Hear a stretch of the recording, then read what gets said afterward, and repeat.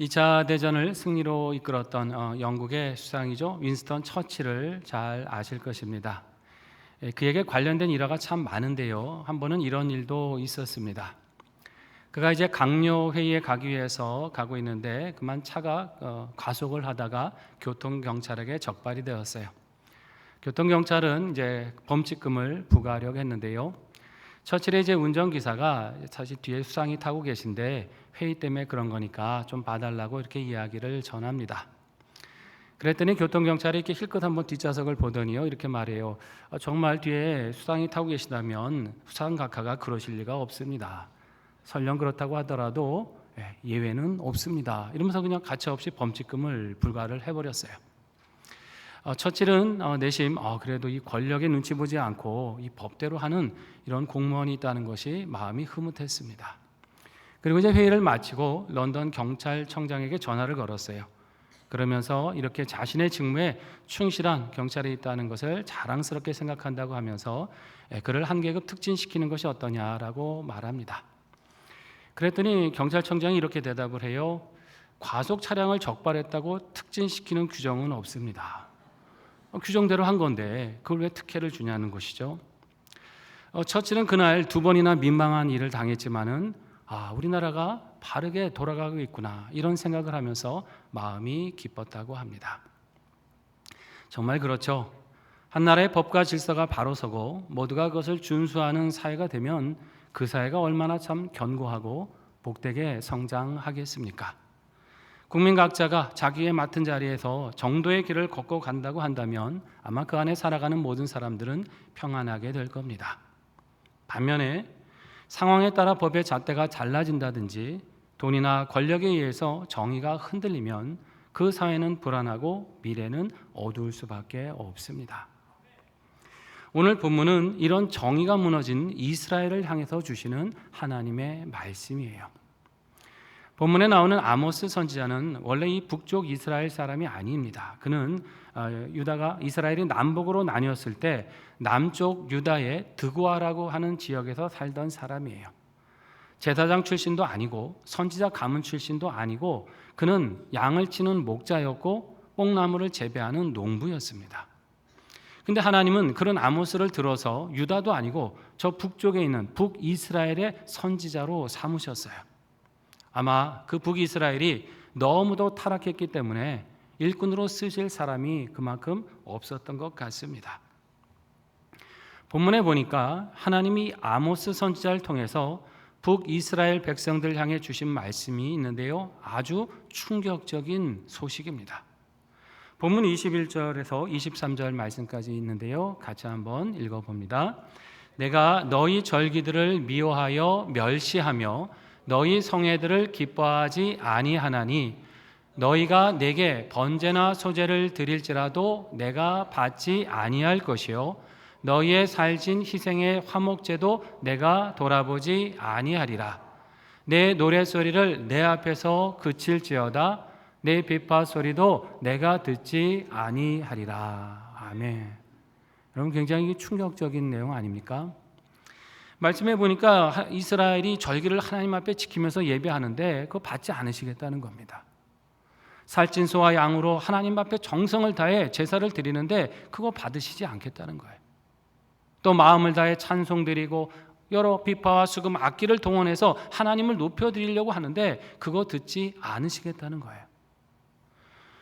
여기 절기를 지킨다든지 제사를 드린다든지 하나님을 찬송한다도 하는 건 이스라엘 백성들이 가졌던 특권이고 이게 은혜의 수단 아닙니까?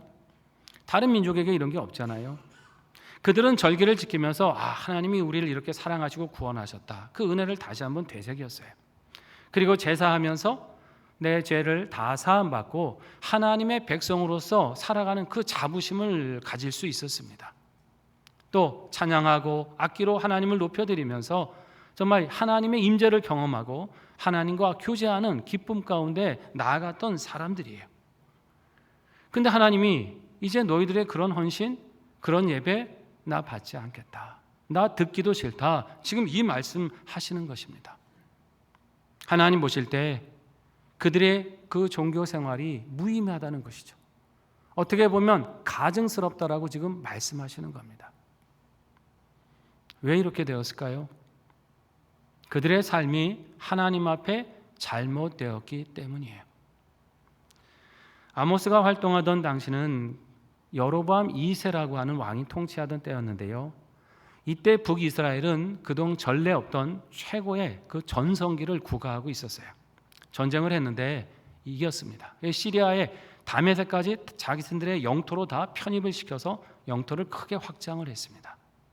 상업, 무역이 굉장히 발달하기 시작하면서 경제적으로도 아주 부강한 나라가 됐어요. 외교적으로도 굉장히 안정된 시절을 보내게 돼서 내치를 다질 수 있는, 한마디로 그 북이스라엘 역사 속에 가장 최전성기 시절이었습니다. 자, 그런데 이런 번영과는 다르게 그들의 신앙은요 굉장히 타락했고 사회는 부정부패가 넘쳐났어요. 이들은 북이스라엘의 초대왕이 만들었던 금송아지를 여전히 숭배하고 있었습니다. 한편에서는 하나님께 제사도 드렸지만 그들의 마음에는 우상 숭배의 마음이 가득했어요. 하나님을 사랑하는 것이 삶의 목적이 아니고 내가 이 땅에서 잘 되고 내가 이 땅에서 잘 먹고 성공하는 거, 이게 삶의 목적이었어요. 그러니까 산 여기저기 산당들 지어놓고 여러 우상을 만들어 놓고 거기 찾아가서 복을 빌었어요. 세속적 욕심이 그들의 목적이었습니다. 그러다 보니까 도덕과 윤리도 무너졌어요. 어떻게든 내가 잘 되면 수단과 방법을 가리지 않더라도 불의와 타협하더라도 이득을 취하겠다, 이런 사고들이 팽배했습니다. 권력자들은 자기 가진 힘으로 백성들의 것을 빼앗았고요. 백성들은 또 자기보다 약한 사람의 것을 탐내기 시작했습니다. 자기에게 빚진 사람에게 돈을 받을 때, 여러분 신발 한 켤레 값을, 그 얼마 안 되잖아요. 누가 신발 한 켤레 값에 그 돈을 못 갚으면 그 사람을 자기 종으로 삼았어요. 이 정도로 사회가 부패했습니다. 장사하는 사람들은 저울을 속이기 시작했습니다. 찌꺼기 밀을 알곡에 섞어가지고 이게 실한 곡식인 것처럼 속여서 내다 팔기 시작합니다. 사회가 이렇게 잘못되고 서로 간에 시비가 일어나면 재판관들이 어떻게 됩니까? 공정하게 판결을 해줘야죠. 근데 재판관들은 뇌물 받고 불공정한 판결을 내렸어요. 죄 없는 사람을 죄 있다 하고 죄가 있는 사람을 죄 없다라고 판결합니다.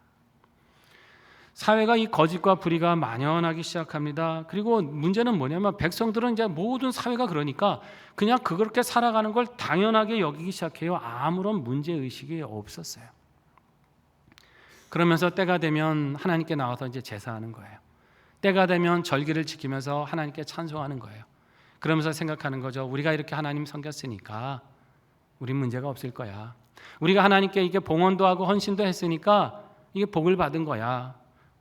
자신들이 부당하게 취한 재물을 하나님이 주신 복이라고 그렇게 왜곡하면서 회개할 생각은 하지 않고 자기들의 죄를 합리화하기 시작한 것이에요. 하나님 바로 그걸 말씀하는 겁니다.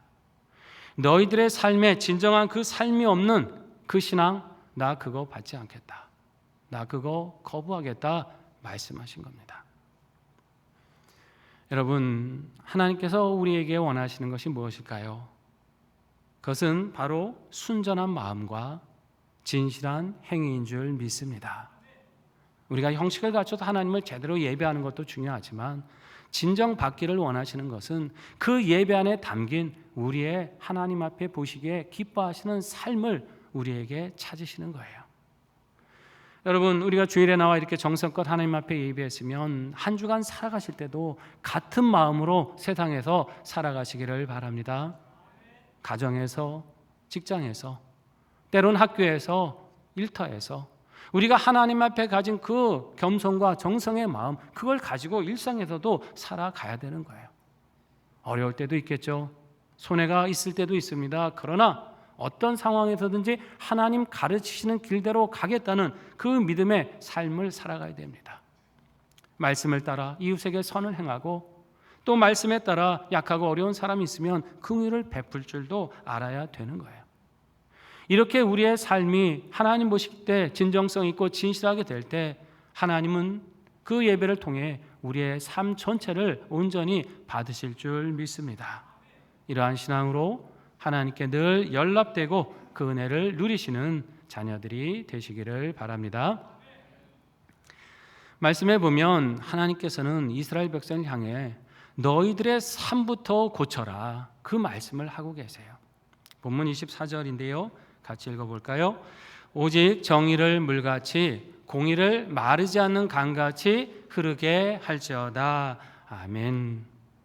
너희의 삶에 정의를 물처럼 공의를 강같이 흐르게 해라. 이게 하나님의 명령이세요.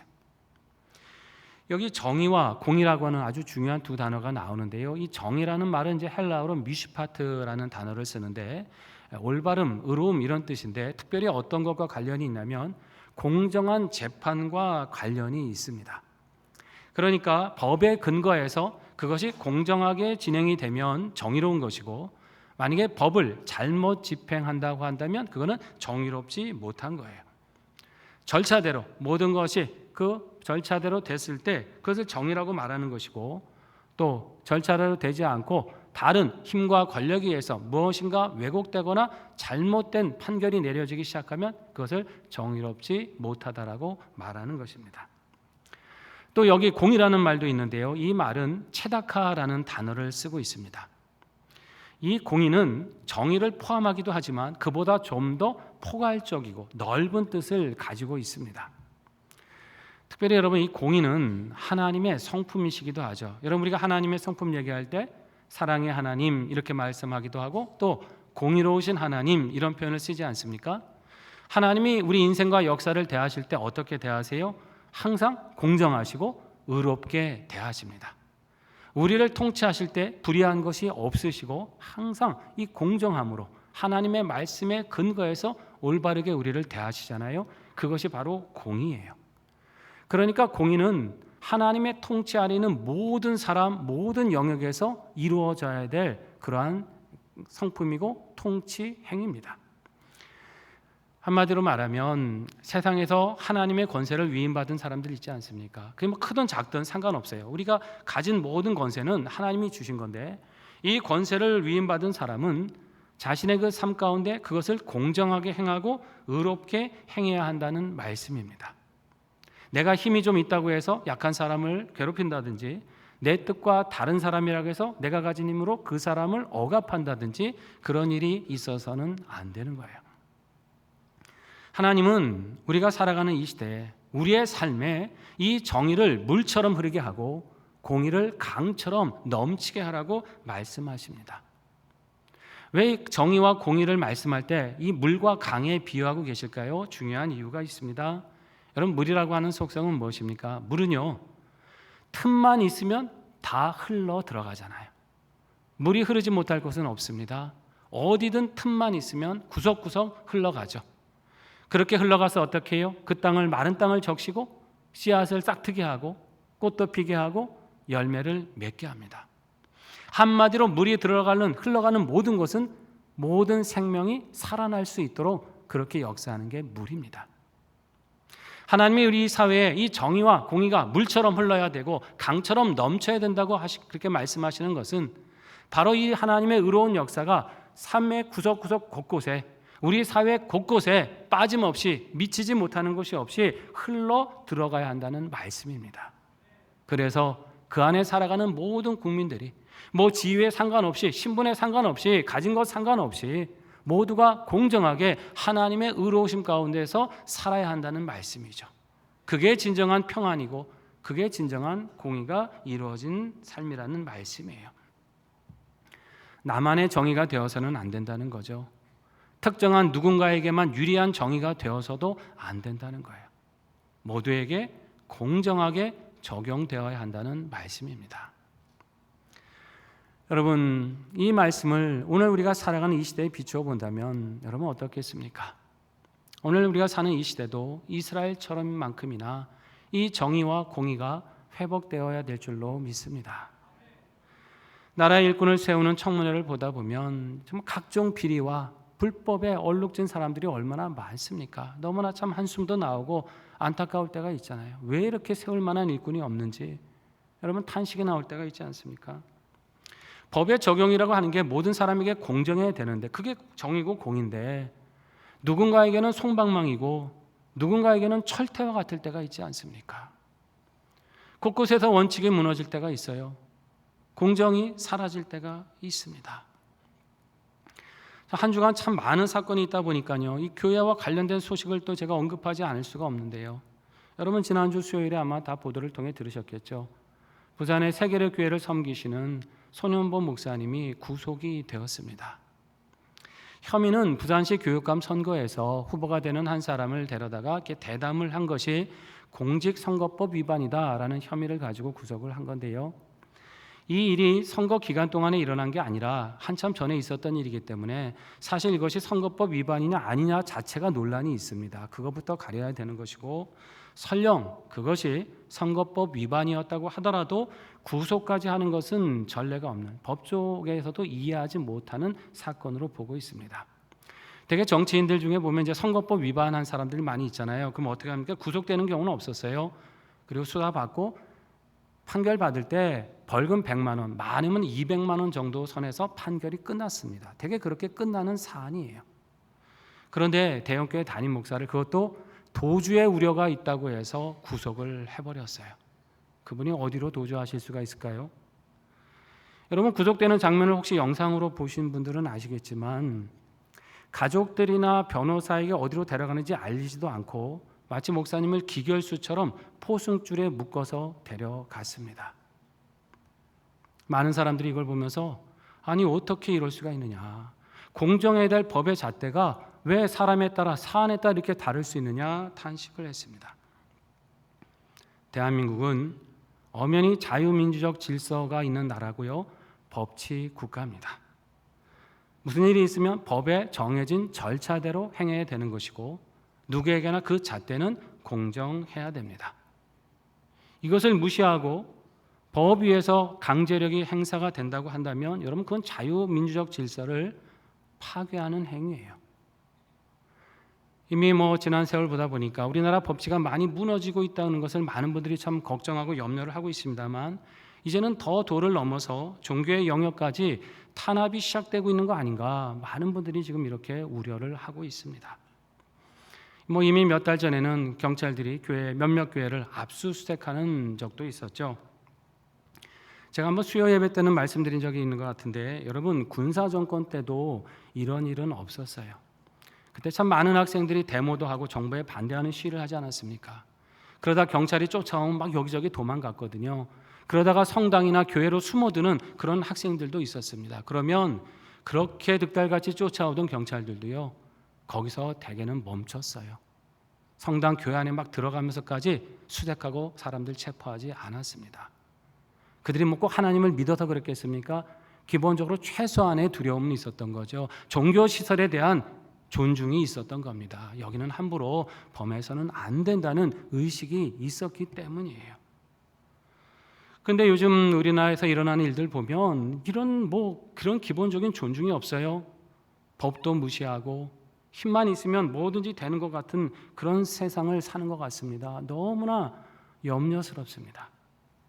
제가 지금 교회는 성역이 되어야 된다 이 말씀 드리는 거 아닙니다. 목사는 잘못해도 수사하지 말아야 된다 이 얘기 아니에요. 잘못해서 수사를 하려면 절차대로 해야 되는 것이죠.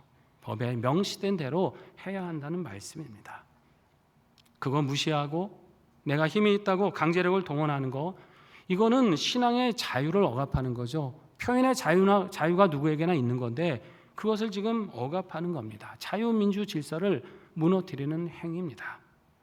목사가 강단에서 신앙적 맥락에서 선포하는 그 설교를 범죄 행위로 규정하기 시작하면 그건 종교 탄압이에요. 그리고 헌법에 명시된 국민의 기본권을 이거는 훼손하는 일입니다. 법이 보장하고 있는 거 아닙니까? 이렇게 정의가 공의가 무너지게 되면 여러분 그 사회가 어떻게 되겠습니까? 이제 사람들은요, 너도 나도 내가 힘만 있으면 이 법을 무시해도 되겠다 이런 생각하게 될 겁니다. 사회가 법대로 가지 않으면 누가 법을 존중하겠습니까? 나도 얼마든지 요령껏 내가 힘을 가지고 그 법을 어길 수 있다라고 이런 생각할 거예요. 잘못해서 재판을 받게 돼도 나는 이 재판을 내가 유리하게 이끌 수 있다라고 생각이 된다면 여러분 법을 잘 지킬까요? 오히려 법을 더 무시하겠죠. 한 드라마 대사처럼 모든 법 위에 내 방법이 있다 이러면서 너도 나도 법 위에 서려고 할 겁니다. 문제는 그 피해는 특정한 사람들에게만 돌아가는 게 아니라 그 사회 속에 살아가는 모든 국민들에게 돌아가게 된다는 사실입니다. 안타까운 것은 사회가 지금 이렇게 되어가고 있는데도 많은 사람들은 아직도 그것을 심각함을 모르고 살아가고 있는 것 같습니다. 내일이 아니니까 뭐 문제겠냐 무심할 때가 있는 거죠. 네, 여러분, 이렇게 나한테 일어난 일이 아니라고 해서 정말 앞으로도 나와 무관하게 되겠습니까? 그렇지 않습니다. 독일의 루터교회 목사였던 마틴 리멜러라고 하는 목사가 있어요. 이분은 독일의 나치 정권 시절에 그 나치에 저항한 목사님입니다. 그가 그들이 처음 왔을 때라고 하는 시를 썼습니다. 여기서 이제 그들은 나치를 말하는 건데요. 시의 내용이 이렇습니다. 처음에 그들이 사회주의자들을 잡으러 왔을 때 나는 침묵했다. 나는 사회주의자가 아니었기에. 그들이 노동조합원을 잡아 가둘 때 나는 침묵했다. 나는 노동조합원이 아니었기에. 그들이 유대인을 잡아 가둘 때 나는 아무 말도 하지 않았다. 나는 유대인이 아니었기에. 그리고 그들이 나를 잡으러 왔을 때 그때 나를 위해서 말해줄 사람이 아무도 남아있지 않았다.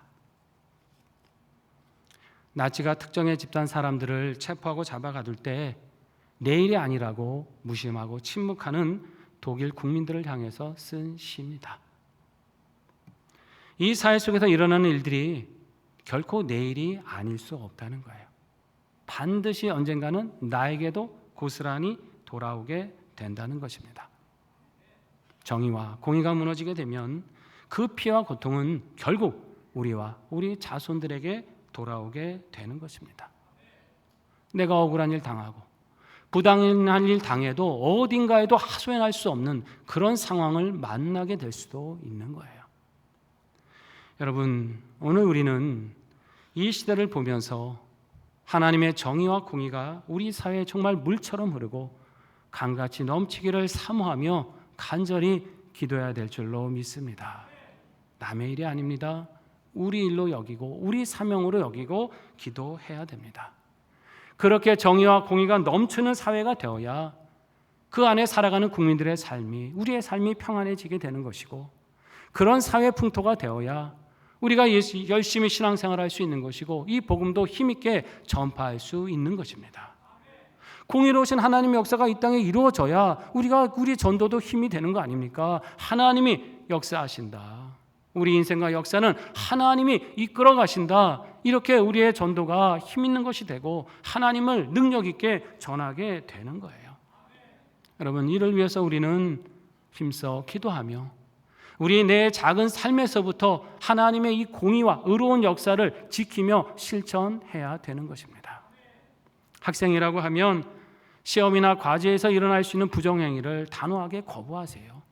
점수 몇 점 받겠다고 그런 불의한 것에 타협하지 말고 하나님 앞에 정직한 길을 가는 것을 습관으로 삼아야 됩니다. 직장에서 일 처리할 때 공정하게 일 처리하세요. 내 승진과 관련돼 있고 내 인사고과랑 관련되고 계약하고 관련돼 있으니까 적당히 불의와 타협하고 눈 감지 마시고 원칙을 지키고 정도를 걸어가시기 바랍니다. 사업하고 장사할 때는 부당한 이득 취하지 마시고 정직하게 거래하시고, 우리 모든 국민들은 각자 삶의 자리에서 법과 질서를 존중하고 우리에게 부여된 의무를 성실하게 수행해야 합니다. 이렇게 살아가면서 사회적인 불공정이 있을 때 의로운 목소리를 낼 수도 있어야 되는 것이고, 만일 누군가 내게 부당하고 불의한 요구를 한다면 그것을 거부하고 올바르게 개선할 수 있도록 우리가 대응할 용기와 지혜도 가져야 합니다. 그걸 위해서 우리는 하나님께 구하고 기도해야 되는 것이에요. 우리 성도 한 사람 한 사람이 이렇게 내 삶에서부터 이런 의를 행하기 힘쓰면서 하나님께 기도하면 하나님께서 이 땅의 불의함도 그 공의로우심으로 치유하실 줄 믿습니다. 이렇게 우리 삶에 의를 행하시고 하나님의 공의를 간구하셔서 주께서 이루어 가시는 치유와 회복의 은혜를 누리시는 우리 모두가 되시기를 주의 이름으로 축원합니다. 기도하겠습니다. 우리 말씀 붙들고 결단하겠습니다. 하나님, 우리가 진실한 삶으로 예배하는 예배자 되기를 원합니다. 이 믿음으로 우리 가정과 일터에서 하나님이 기뻐하시는 정직과 의를 행하게 하시고 이 땅을 위해 기도하게 하심으로 주께서 이루시는 공의로운 역사를 만나게 하여 주시옵소서. 함께 결단하겠습니다. 아버지 하나님, 은혜를 감사드립니다. 우리를 주의 백성으로 불러주시고 하나님의 의 가운데 행할 수 있도록 은혜 주셔서 감사드립니다. 하나님, 우리의 삶이 하나님 받으실 만한 진정한 삶이 되고 의로운 삶이 되고 기뻐하실 삶이 되게 하여 주시옵소서. 작은 것에 불의한 것에는 하나님 단호하게 끊어내게 도와주시고 하나님의 말씀대로 행하게 도와주셔서 우리의 삶이 향기로 주께서 받으시는 연락되는 예배가 되게 도와주시옵고 우리 삶에 의롭고 정직하게 행하게 하시고 기도하게 하소서. 하나님의 공의를 이루어 가시는 그 역사를 보게 하여 주시옵소서. 주님, 이 땅 고쳐주시길 원합니다. 공의가 무너지고 정의가 사라져가는 이 시대에 하나님, 우리 성도들이 깨어 간구하여 기도할 때에 하나님, 이 땅의 정의를 회복시켜 주시옵소서. 이 땅의 공의를 회복시켜 주시옵소서. 하나님의 말씀으로 치유하여 주시고 고쳐 주시옵소서. 이 안에 살아가는 모든 국민들이 그 안에서 참된 평강을 누리게 하시고 우리 믿음의 성도들이 공의로우신 하나님을 담대히 증거하여 많은 영혼들이 살아계신 하나님께 돌아오시는 사회가 되게 하여 주시옵소서. 하나님, 우리의 삶에 주를 따라가는 의의 길이 넘치게 하소서. 진실한 그 삶으로 우리 하나님 앞에 연락되는 예배자가 되게 하여 주시옵소서. 이 믿음으로 의를 행하고 주의 공의를 구할 때 우리 하나님 응답하셔서 이 땅을 주의 공의로 치유하시고 회복시켜 주시옵소서. 예수님의 이름으로 기도드립니다. 아멘.